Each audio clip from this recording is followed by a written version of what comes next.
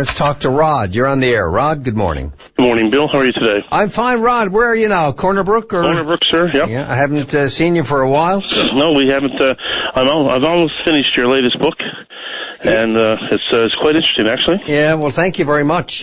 People come up to me and say how much they enjoy, because they remember the personalities and the events, but they didn't quite know how sort of ridiculous, humorous, or piratical some of them could be, you know? Oh, absolutely. I mean, there's some interesting stuff being told there, and it's quite laughable, some of it is, you know? Yeah, for sure. Rod, and what's on your mind today, sir? Well, Bill, look, I want to call and talk about the SPCA in Corner Brook and our major fundraiser we're in the middle of now. Yeah. And it looks like we've hit a wall. We've been selling our tickets on this Harley Davidson. They're $20 a piece. There's only 4,000 printed. I mean, there's really good odds of winning this bike. It's worth $35,000. And it's a beautiful prize. But we seem to hit a wall here. And I just want to... What's the wall you've hit? That's the second time today I've heard the term wall, and and twice I've had to ask what you're talking about. What's the wall you've hit?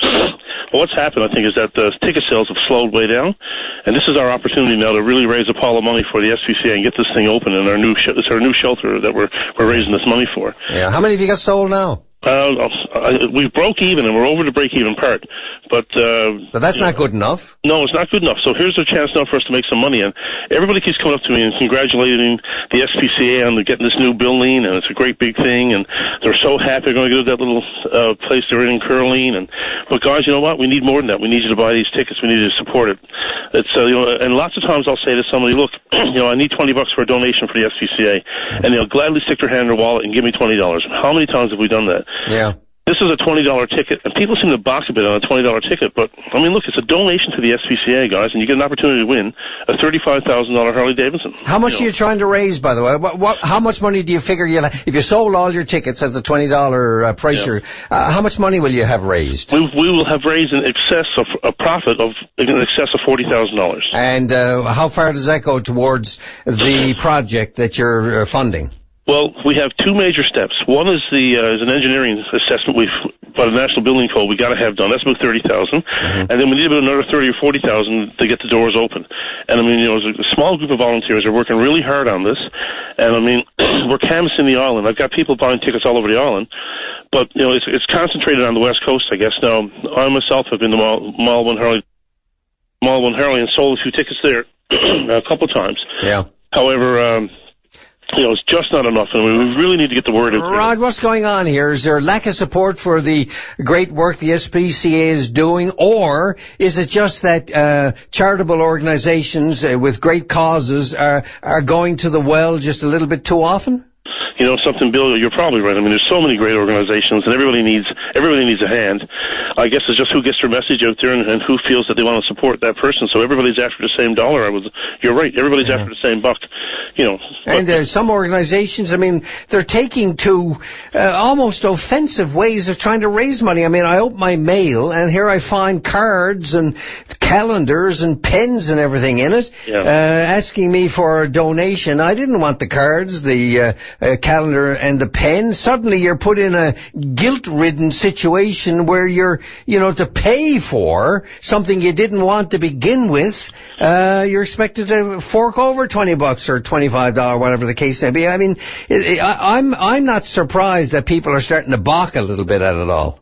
Well, you're absolutely right. There's so many people looking for that money, and I find that very offensive. I also find it offensive when somebody at a department store asks me, would I care to donate? Here's a line of people behind you. The cashier says, would you like to donate $2 to... And here you are now put in a position where you've got to say...